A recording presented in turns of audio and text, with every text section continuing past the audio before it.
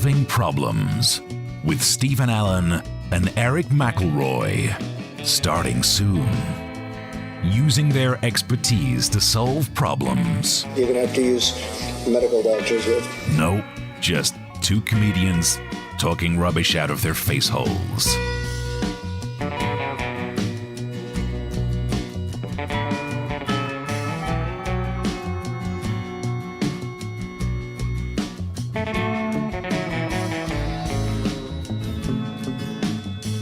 Comics in Quarantine Solving Problems with Stephen Allen and Erich McElroy. Starting soon. Lockdown 2020, giving Stephen Allen and Erich McElroy bigger compassion, time to write. And guts. Hell yeah. You've shown and are continuing to show. Only when we stand up on webcam.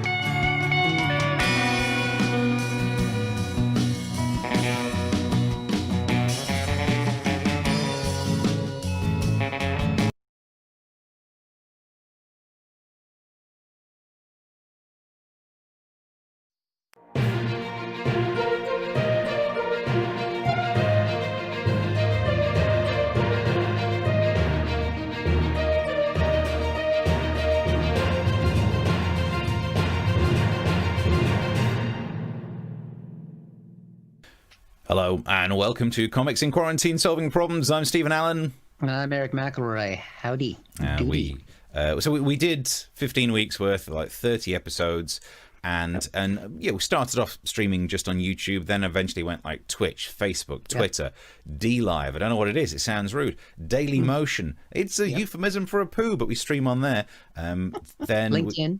Don't forget LinkedIn. And then I managed to put some of the episodes on like Pirate Bay so that hopefully people who are into torrents would download it, think we were an actual show and would become an underground hit. It's not happened yet. No, that's not a channel for actual pirates, though.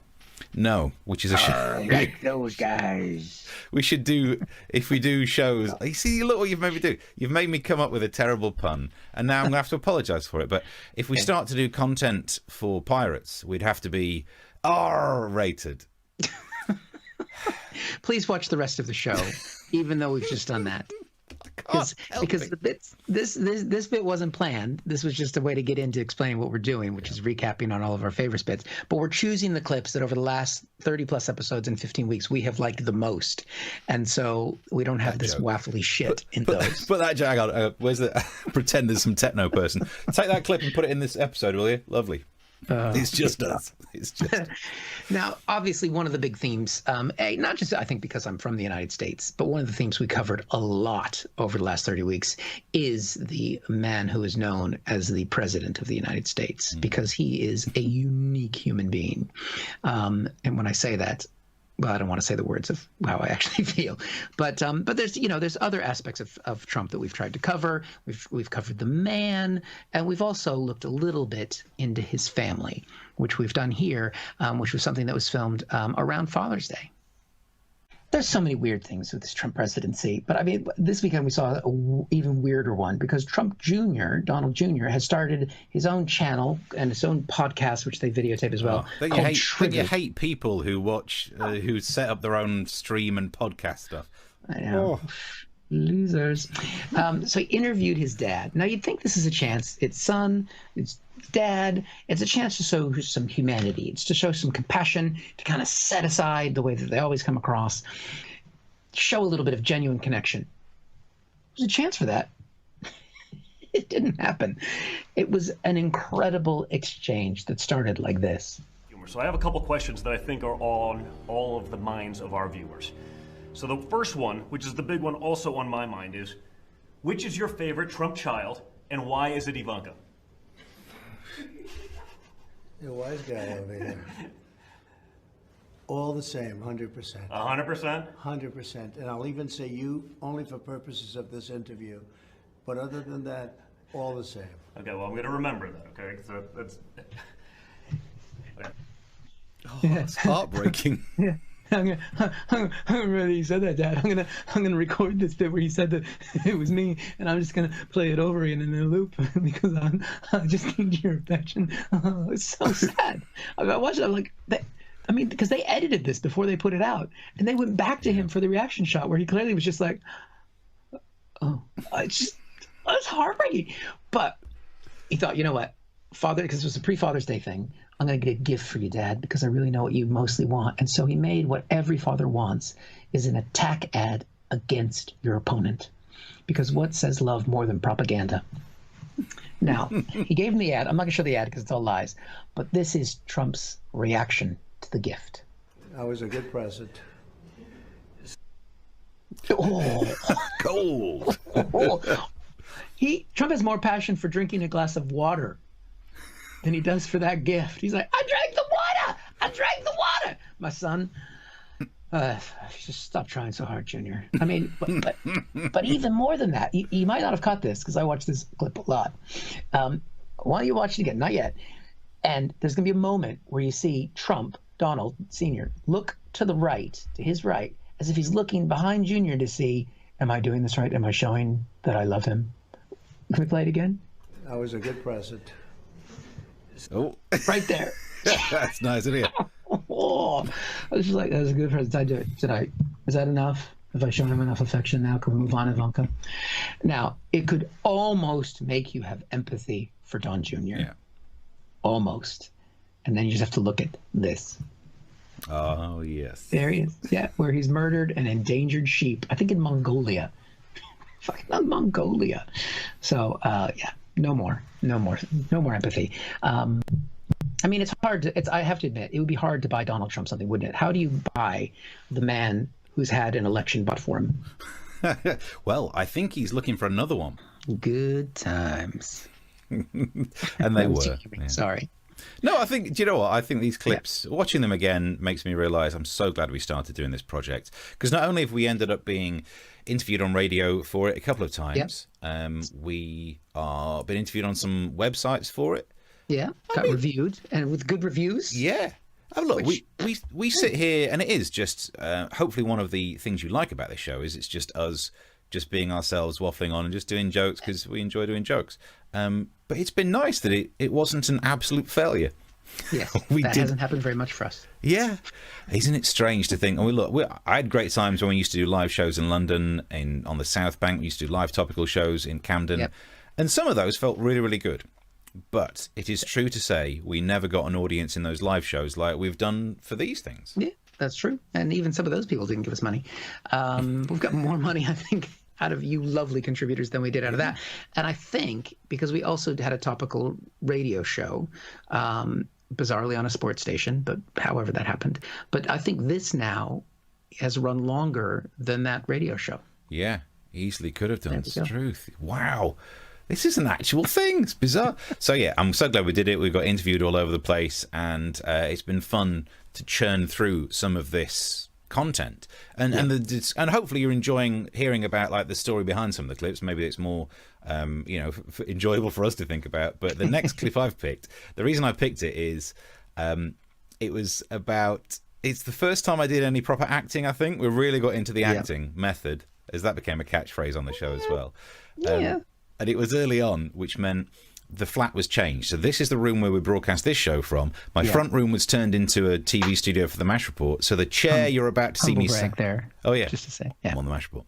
The chair that you see me sat in is where I had to sit for 6 weeks. I had nowhere else to sit. The main bedroom had to get turned into a studio flat. And I was sat there one morning typing away, and I just thought, I've got an idea for a sketch. And I think my mind was in a dark place because look where it ended up. So enjoy this clip. Should we be concerned about bringing back pubs? To answer that question, let's go to our philosophical correspondent, who's me sat in a big chair, drinking a hot drink, looking out of a window, just feeling thoroughly depressed. Look, I know that people miss the pub. We all miss things.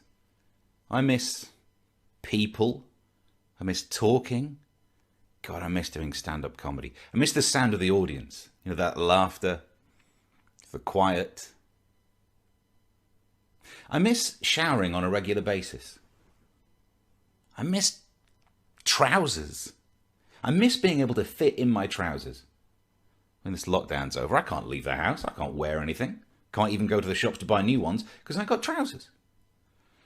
I miss being able to clear my throat on public transport without people staring at me like I've just taken a dump in their prep bag. I miss working in proper film studios so I have actual auto cues and don't have to put post-it notes on windows to do stuff like this. I miss being able to watch Shawshank Redemption without being jealous of the freedoms they've got. I miss that he used to bring me roses. I wish he could again. But that was on the outside. And things were different then.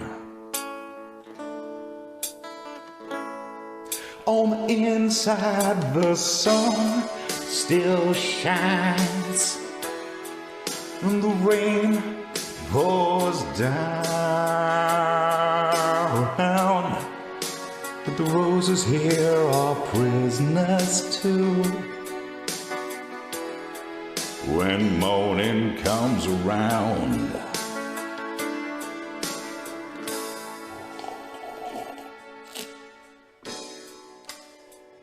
I'm not coping.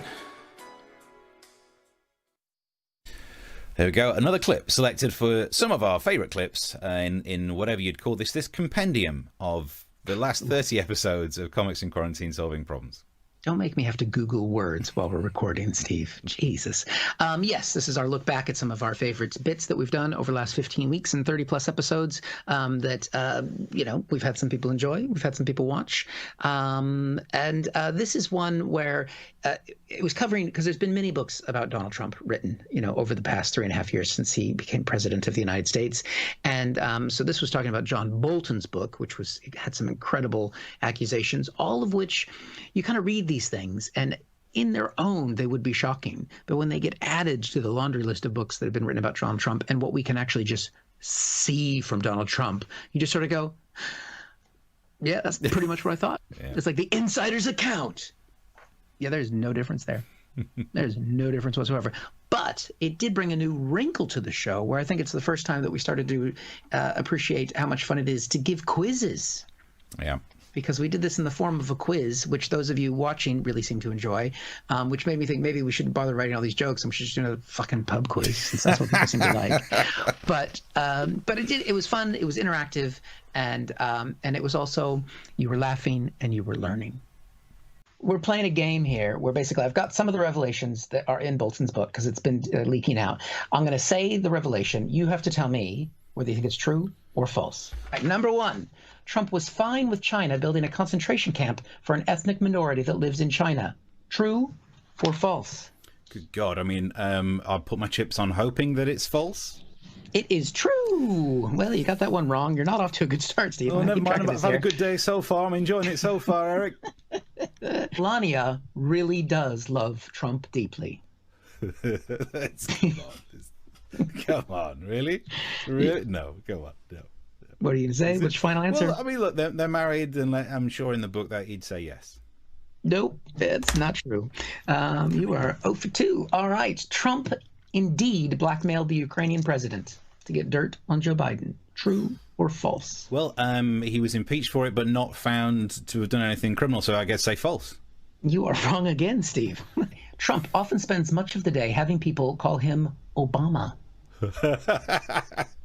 Is that the name version of blackface? No, that can't be real. Let's not talk about that. We'll get, no. What are you going to say, true or false? Say false. That is false. You got one correct. Well done. Look at that. You're in first place. Foreign leaders found it easy to manipulate Trump. Oh, interesting.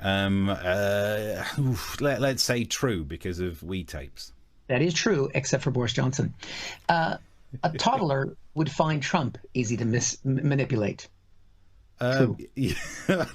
Surely true. Yeah, I bet John said that. That is true, again, except Boris Johnson. Trump wanted to jail journalists and said they should be executed. President of the United States. No, come on, that would. I know he doesn't like the fake media, the false news and all that, but no, surely not. Nope, that is true. He's a great guy. He's a great He guy. wants to have journalists murdered. I've just recently been added to that muckrake website that lists work of journalists. Let's get me taken down from that. You got Kim Jong-un after you, and now President Trump. And the final one, John Bolton knew all of this the entire time, refused to testify in the impeachment trial, and should just fuck off. True. Good times, Steve. Good times. They were indeed. I'm loving it. This is the future. Just doing clip shows. Yeah, this is it. How long do you think we can ride off the back of the initial 30-plus episodes? Keep milking it. And then eventually we could do 30 episodes of our favourite clips. And then at the end of that, looking back at some of our favourite reminiscences from times we reminisced. The good news is that the news doesn't normally change. So, I mean, how many years have we been making fun of Kim Jong-un, for example? Yeah. Still in the news. Donald Trump, he's going to be president forever. So that's sorted. Nothing's going to change. Do you know what? Fans of Trump jokes and Kim Jong-un jokes should just watch episode 30. There was some in there as well. So there were. Even that up to date, we were still doing it. Wow. It's amazing. It's amazing. So as we go through and find the clips that we enjoyed making or I thought might be worth showing again, one of them, this is quite an early one. This is one of the first times I did a redubbing. So it's one of the easy. Look at you. Yeah. But it turns out it's one of the easiest ones to do. Like technologically, the trickiest ones to do are the ones where I act with myself and have to edit them in. The sounds because you're trying to act. That's why it's hard. Absolutely, yeah. Me and acting, and I brought these. I brought these in here just to show you. It was me all along. Oh my the God. two different people whenever I'm acting. To this. Clark I mean, if people Kent, haven't watched the prior episodes, it's just like getting to the end of Lost. Although I still don't know what happened. Still don't know what happened at the end of Lost. So that doesn't matter. You're fine. You can watch all of Lost because none of it makes any sense. It was pointless all along. Yeah. So when I have two characters in a scene, one of them's always got a hat on, the other one's always got glasses on, just to try and... Because obviously it's just a guy with a big ginger beard. It's obviously me. But if it works for Superman, and also the backstory, seeing as we're sharing some information about the backstory, is that I don't wear glasses anymore. So I had to get these non-prescription fake glasses. Did you get them for this? No, I had them before for our topical shows. I bought them years ago in case I needed to do an impression of someone who I used to do more impressions than I ever do now. Yeah, and you used to do the kind of you used to do that a lot. Good evening. Good. You lost that, but you see what I did. My eyes have just gotten worse. So do you know who Ronnie Corbett is, or do you think I'm just making a strange noise then? I've heard rumors. Good evening. The producer said to me, Ronnie. There you go. You see, I don't do as many impressions as I used to for very good reasons. But what I do is different voices, one of which I deployed in this overdubbing type sketch thing, which I very much enjoyed doing. Have a look. Princess Meghan, whatever her technical name is now these days, Megs, they've downgraded it somewhat, so you don't want to use royal things. She read a story to little baby Archie, which I think is really nice. Of course, straight away, certain members of the online community and the press were saying things like, I thought they didn't want to have that baby in the public eye, and yet there they are, putting it in the public eye. It's almost like they want to control which pictures of their 1-year-olds that we get. Saying it as if somehow they're the stupid ones. It was to do with actress Jennifer Garner does this charity thing where celebs read stories to children. We've got a clip of it, actually. Let's have a look. Yeah, here, can you turn the page? What happens after that? Are you kidding me? It's totally a duck. It's for sure a rabbit. It's not that difficult to spot the difference between a duck and a rabbit. One is an aquatic bird, the other is a sex toy. And if you can't tell the difference, admittedly, that does mean if you pull out a drawer and find one next to some eggs, still could be either. But the biggest problem in that clip is the fact that, I don't know if you noticed, Archie wasn't paying her any respect. She's reading the story. He's not paying any respect. He's not paying attention.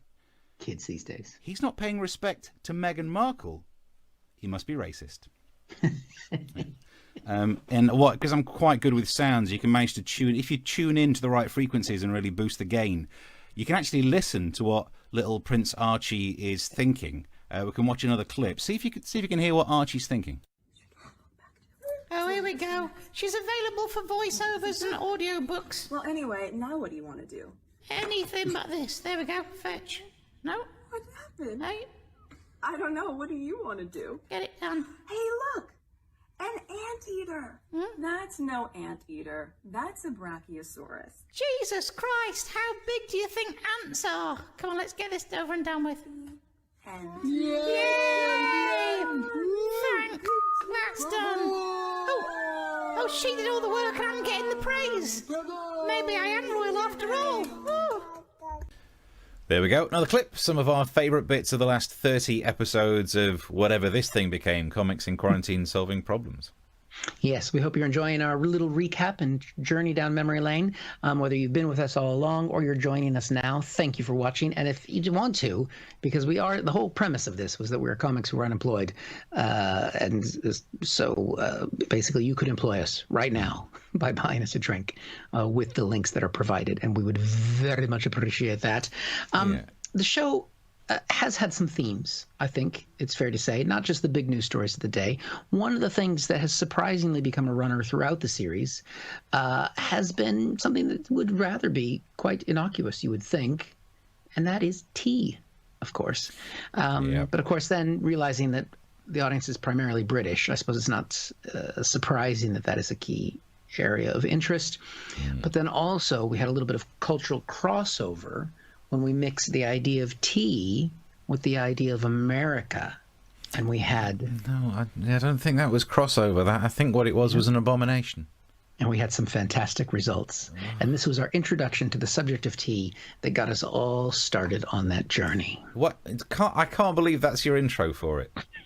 I can't believe... Because I thought you were so close to a pun. I know I'm normally the terrible pun guy, but... What? This is our intro to tea that caused quite a stir. Why would you not do that? Because I knew that you would want to do that. Indeed. All right, shall we do it again? This is our story about tea that caused quite a stir. That's good. That's as good as that R-rated thing. That's nice. Thank you. Thank you very much. I'm here all week, literally, because I can't go anywhere. One of the things that I've always struggled with as an American here is the pressure that comes when making a cup of tea. And also the fact that you British people say that we don't know how to make a cup of tea in America. And I don't think that that's very fair. We tried to make an entire bay into a cup of tea once. Reference Boston Tea Party. Freedom! I'll tell you what you did wrong at the Boston Tea Party. You didn't put the milk in first. Heathens. That's what it was. But just to prove that we do know how to make a cup of tea, and through the miracle that is TikTok, we have a TikTok from America on how to make a good cup of tea. Hey guys, so I get a lot of questions about hot tea. So today I wanted to show you what this American girl likes as hot tea. So I mix a lot of ingredients together. So first is 1 cup of Insta tea, 2 cups of Tang Country Time lemonade, 1 cup of sugar, another cup of sugar, a little bit of cinnamon, a little bit of cloves. Mix it all together. Put some water in a cup. Heat your water in the microwave. Add a few teaspoons to your hot water. Give it a little stir. And that's what I... What the holy heck have I just watched? Now you watch that and you look at the amount of sugar they put into that, and you know, I don't know why America has an obesity epidemic. Here's what I don't get. She was making a cup of tea, but the smallest ingredient in that was water. Everything else was a powder. This is inorganic chemistry. What the heck is... And no kettle, nuked the water, didn't even boil the water on the stove. So that's not going to, I mean, it's just... Because when I saw the start of that, I thought they were making iced tea, which is a big thing in America, where you'll have, you know, watered down tea on ice, very sugary, often lemony, and it's quite a refreshing drink because we have weather in America and it gets hot. But then when she heated up the water, I was like, even I was going, what are you doing? One of the ingredients was Insta Tea, which just seems like it's probably an app. Ugh. Insta Tea, 2 tablespoons of Tang. Yeah. What? Actually, it weren't even tablespoons, was it? It was a cup of each. Oh, good. Oh. And then I think, was there cinnamon in there too? Yeah. I'm appalled by everything in that. I know, it's beautiful. It's beautiful. And it is why people voted for Trump. Mm. That was a good one, Steve. Ugh. That was a good one. This mug's been part of the show as well. Yeah, that's true. Just in case there's been any question that I've been, because obviously if you don't live in the United Kingdom and if you haven't become a British citizen, you can't have one of these. Is that unless how you it go to works? Sainsbury's and buy one. But otherwise, they're not allowed. Yeah. So it's proof. I think that's, when you got your citizenship, they give you the mug and tell you to head out there and pay more tax. I think that's what it is. Proof. It's proof. I mean, in terms of props, there's been a lot of props. And these books, we mentioned these lots in the early shows. I've not done it for ages. So I've set up that these drawers behind me, we know the premise of the show is that it's effectively a TV show that it's two blokes just doing from their back spare rooms because they can't leave the house. Yep. So that's why things aren't looking professional studios. And we got all dressed up, not for this one as much, but it's suit and tie, but it's clearly spare room behind. That's the set. Yeah. And this is all set up so that now you kind of get it in focus. The books aren't meant to be in focus. And this is too much detail, but by God, I spent a full day trying to deal with depth of field. Because this webcam thing, you've got a better webcam than me. This one picks everything up. So to try and do the manual focus so that I'm in focus but the books aren't, to give it depth of field. Why did I spend a day doing that? No one's ever gone, well, the show's not funny, but the depth of field on one side's good. So, knowing the internet, I bet somebody has you on a fetish website. Maybe. So the books they're still available on that, but behind me, slowly but surely, more newspapers got added in just to cover it all. That's the sock drawer, that's the pant drawer, but now it's covered with the newspapers. Actually, lower down the socks and pants. Yeah, kind of one of the props. We had the baseball that was signed by Babe Ruth. Yeah. That was early on. Somebody tried to buy that off me. When you say signed by Babe Ruth, I think technically it was signed and it said Babe Ruth. Correct. Yeah. Yeah. It was signed Babe Ruth, not signed by Babe Ruth. That's just one tiny word. Just one tiny word. That's it. Don't worry about that. Details. What other props have we had involved? You had my hat. There was the hat and your beer signs, but I'd often it's had more comments than I have in this flipping show. There my hat. This is just to counteract the mug. Not even the same red as well. What a clash. Ugh. It's ruined my prop there, Steve. Fine. But so we've been mixing and matching. So you've been playing your British side and your American side. Even I've been doing some Trump related news. That's true. Because even though it's your area of specialty, there was one. I saw a clip. I can't remember where I was, but I saw it on my phone like the weekend before the show. I thought we're definitely doing this. It was him doing one of his stood in front of a helicopter type moments where he does a press conference in front of a helicopter. I think the idea is if you could put a big motor on behind him, more of what he says might be drowned out, and hearing less equals more good. But he was trying to say that he'd taken a test and things went well. You see how easy that is to say. Yes. That's not how he managed to say it. Take a look. There's a lovely clip. As much as everyone's talking about Dominic Cummings, let's not let this clip go past, of Donald Trump talking about how healthy he is because he's taking hydroxychloroquine. Let's have a look. Still here. I'm still here. And I tested very positively in another sense. So this morning, I tested positively toward negative, right? So, no, I tested perfectly this morning. Meaning I tested negative. But that's a way of saying it. Positively toward the negative. Oh, man alive. He's just the biggest idiot ever. It's amazing. I feel sorry for anyone trying to teach maths right now, because that is the worst example of how you have to deal with positives and negatives during multiplication. I'm positive that I'm negative about being not positive because I am also not negative about being positive about being... What an idiot. And look, that's the kind of mental reasoning that means he is the worst person to give you this kind of phone call.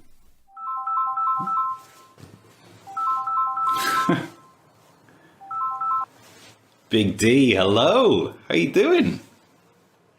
Haven't heard from you in ages. Yeah, I've not seen you since that night. Of course I haven't forgotten. How could I? So, how are things? Oh no, have you got the results back? So do I need to get tested? But you just said you're positive. Well, which is it? Are you positive or are you negative? Are you sure? Stop saying positive. You could have said yes or no to that one. Donald, this is really, really bad news. But I want to be negative. Oh no, I see you meant mood. Okay. There you go. Another clip from the last 30 episodes of Comics in Quarantine Solving Problems. Fond memories, definitely fond memories. And I mean, there's been numerous themes throughout the show. I think one of them definitely has to be all of our experiences now with shopping. Because before Monday, it was only the essential shops that were open, things that we truly needed. And then they opened up the non-essential ones, the things that we don't need, and people queued for that longer. People are more interested in buying things that they don't want in comparison to things that they actually do, which means if you're thinking of opening a shop, you really want to open a shop that absolutely nothing about what it sells is of use. I've made an advert for it. Come on down to the Totally Not Essential store. We have things you don't need at low, low prices. Select from our wide range of items you'll never use. Like this, laminated soap. No lather, but it lasts longer than any other brand. Tired of not feeling things when wearing protective handwear? Try these fingerless latex gloves. You'll have your safety in the palm of your hand, but nowhere else. Try our rentals department, where you can hire a double-decker bus for Lib Dem MP field trips. Looking for a gift? We sell vouchers for all top brands. Monsoon, Victoria's Secret, Debenhams, Bright House, and of course, Woolworths. Visit this weekend and get these indicator bulbs half price. Think they look useful? Think again. They're for BMWs. The Totally Not Essential store. Why bother? Thank you very much for watching this recap episode of the best and the brightest of the last 30 episodes of Comics in Quarantine Solving Problems. We will be back on Thursday for our final little look back over the season of what we've done, and hope you've enjoyed watching. If you have, please tell people about it. You can also contribute to the show with the little link that's on there that's just to help keep us alive. If you don't like us, remember, I've got a puppy. And that's pretty much it from me. Thanks for watching. I've been Eric McElroy. Yeah, I've been Stephen Allen. We will see you Thursday at 9. Bye.